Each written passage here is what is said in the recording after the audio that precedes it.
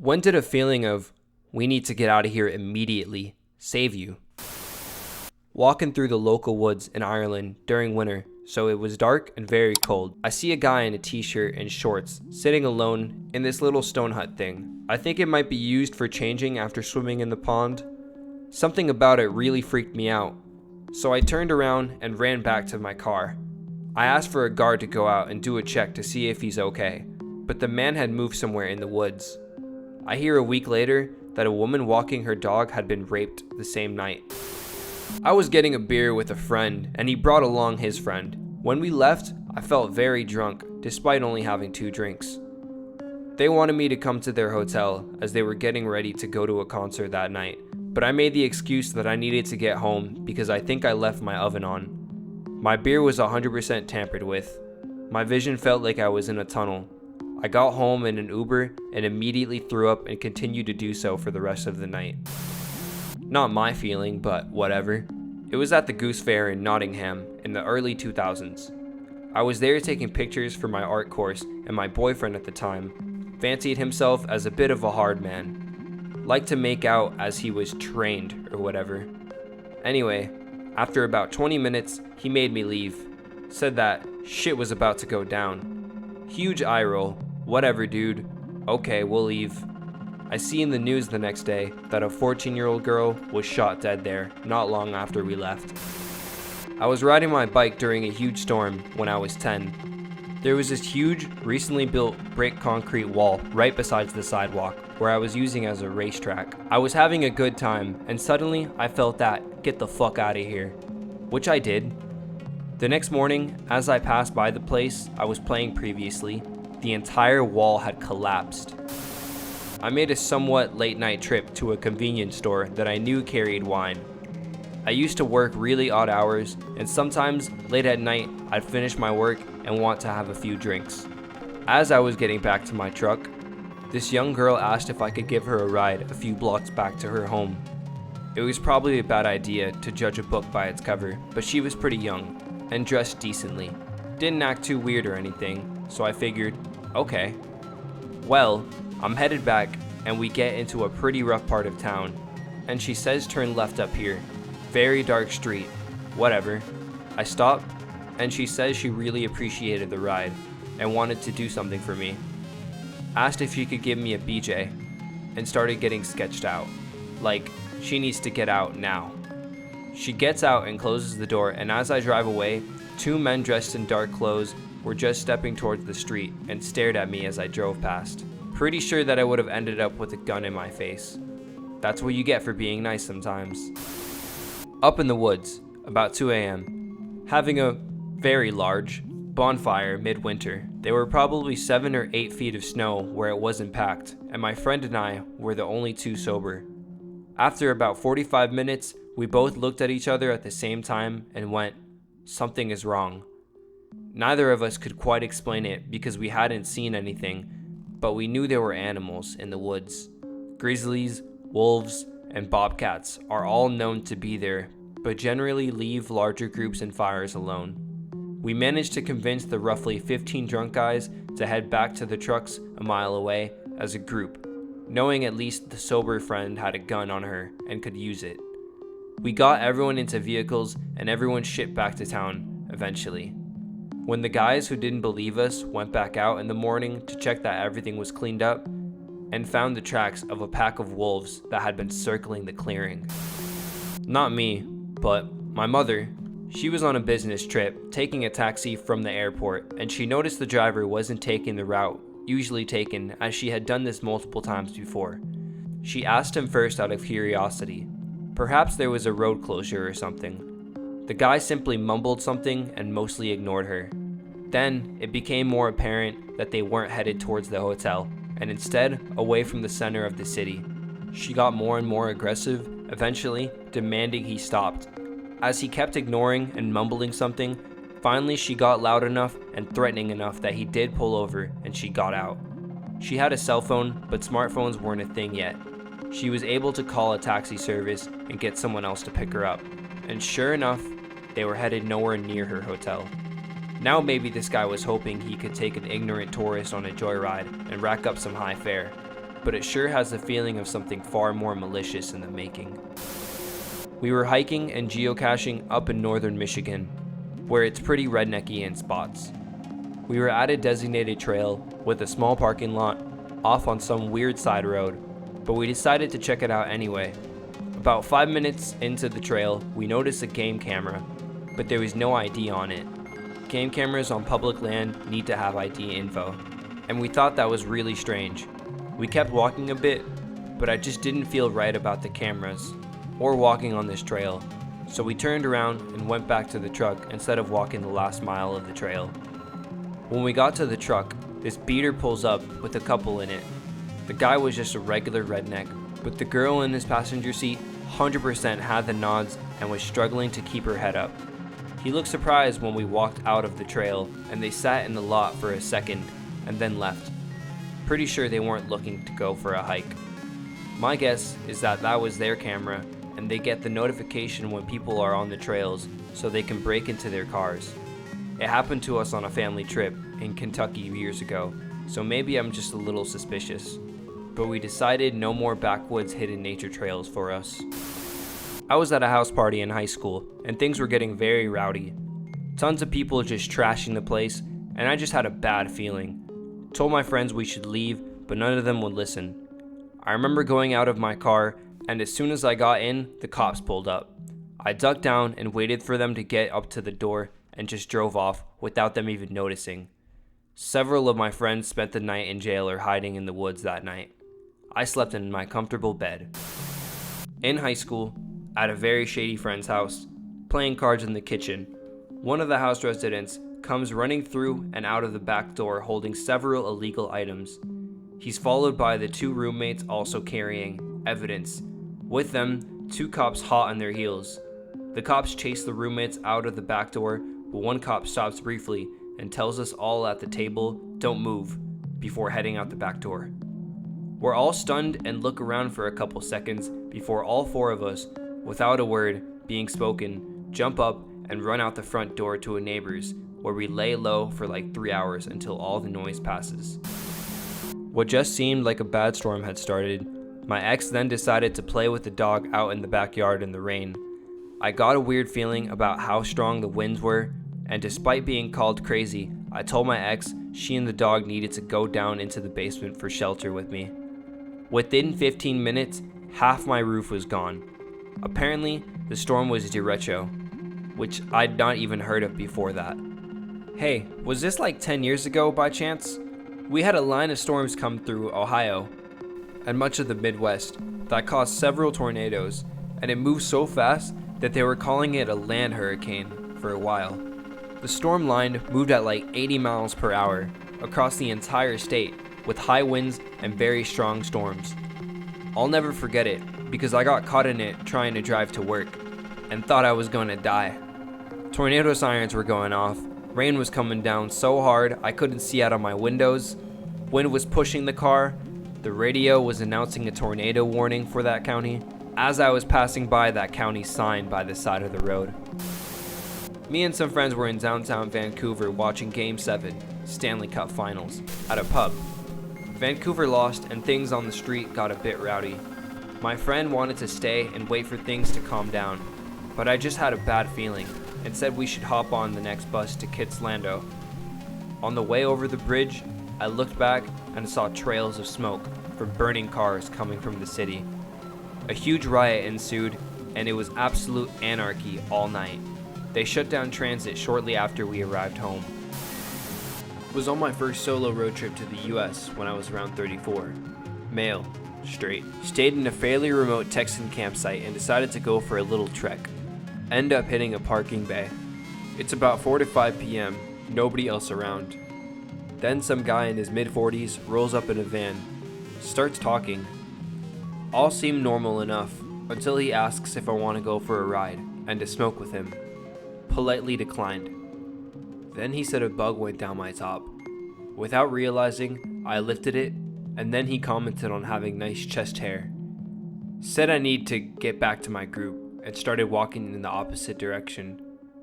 Dude then starts reversing and getting a bit aggressive and insisting we go for a ride. I just got straight back to the trail and started running. No idea if he was just some strange friendly guy, a potential thief, rapist, serial killer, or if I accidentally stumbled into a meetup place for gay men. Glad I didn't stick around to find out anyway. Around 1 a.m., smoking weed with two friends under a small bridge behind some pillars, with no houses around us for like 50 meters. Saw a group of guys talking to each other around 30 meters away from us. They split up and one part of the group circled behind us. Told my friends we had to fuck off right away, started running. Looked behind us and saw two groups come racing on their bicycles and stop at the pillars. Can never be sure what would have, but doubt they were gonna ask for a smoke. Me and a buddy were hanging out with these two girls we met at a bar. They invite us back to their place where we meet up with a bunch of more people. As the night goes on, the party winds down and a few people leave. Then one of the girls starts talking about having an orgy. And all of a sudden, the other girl is like, fuck yeah, let's do it. Even in my drunken state, I still had the wherewithal to look around and count.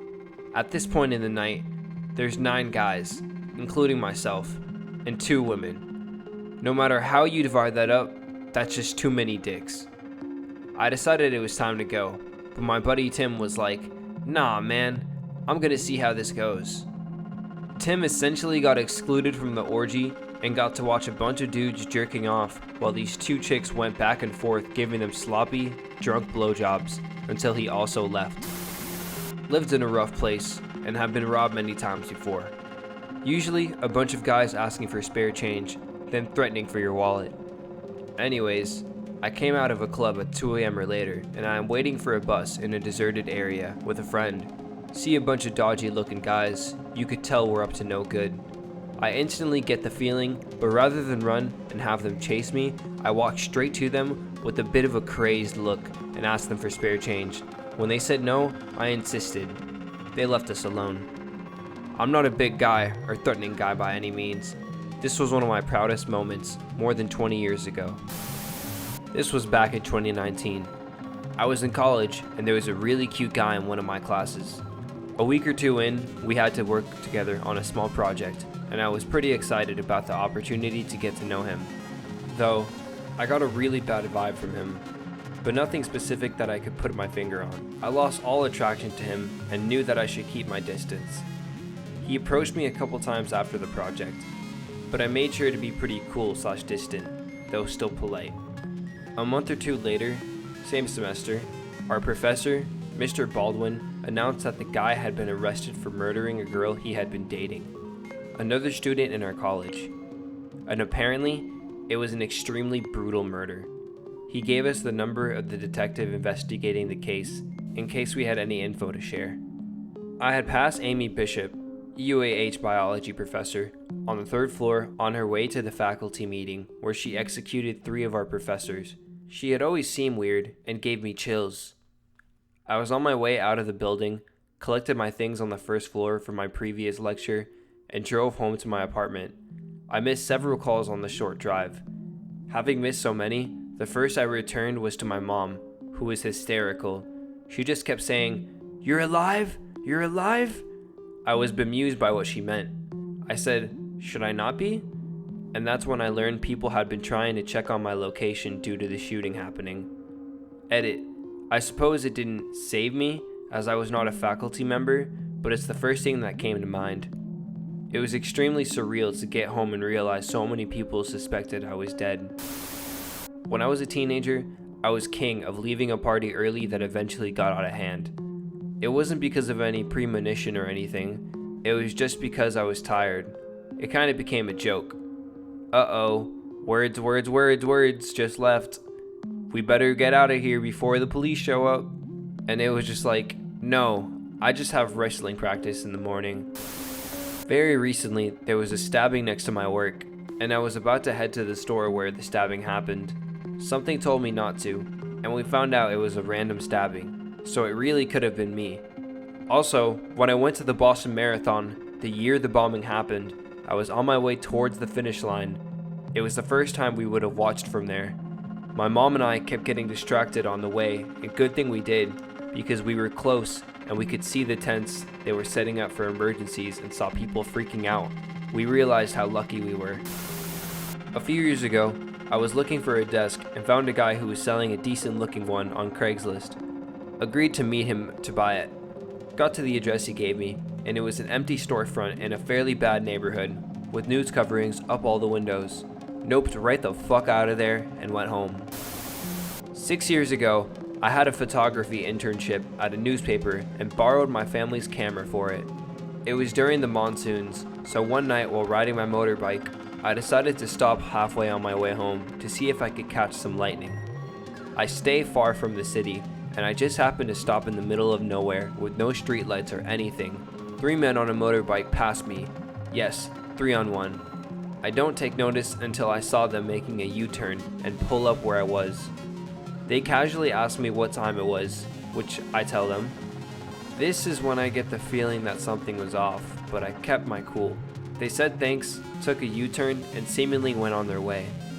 I hung the camera on my neck, got on my bike, and made my way back home. It didn't take long until I noticed headlights behind me. They circled back again. Damn. They rode right next to me and began trying to kick me off the road. Somehow, I was not fearful as I began kicking back as well. Out of nowhere, I decided to brake. Was not a great choice as I fell off my bike. 2 of them got off and ran towards me, but I was able to get back on before they got to me. One of them grabbed my jacket, but I was already accelerating. The guy on the bike tried to chase me for a bit, but then I pulled a fake out again and braked. He thought I was taking a U-turn, but didn't. His mates were still running on foot, so he either had to chase me alone or go back for his mates. He chose the later. I got away. Camera was safe, even though I fell. Not a feeling, but dumb luck. I had a friend in high school who lived in a closed hotel with a bar. Friday night, big party. I go with a new girlfriend. Friends want to hear a new cassette I got that's in my car. I go to get it and every cop in town is out there. Now I worked at the only dry cleaner in town and knew and was friendly with everyone. They say I shouldn't go back in. I asked if I could get my girlfriend. They said yes. As I was walking in, the captain says, "Tell my daughter to go out back." I got my girl and left. Heard later, 5 minutes after I left, cops went in. This is one of those strange events, and I just put it down to pure luck more than anything else. A few of my friends were leaving a house party one night. This was ages ago, when I was in my early 20s, and we were all on the road just having fun. Some of us were inebriated, and some of us were just high on life. I suddenly got an urge to get off the middle of the road. This is a narrowish 1-lane side road, for apparently no reason. I, male, about 220 pounds at 5'8", physically pushed 3 girls off the road with my arms spread and got to the grass bank on the side of the road. The girls were just about to start complaining about me manhandling them when an idiot teenage driver sped past us in a decked out cheap sports car. We would have all been mowed down if I didn't push everyone off the road. I wish the story ended there. Not even 5 minutes after he went past us, the driver of that car had swerved to avoid a stray dog on the road and had crashed at around 80 miles an hour into a stone wall. He was apparently 15. The minimum driving age in my country is 18, and was the son of a millionaire. When I was 14 or 15, we had a class trip to a well-known beach a couple of states away for a long weekend. One night, I was walking with 3 other girls down the main part of the city, and a man approached us, asked us if we liked tattoos.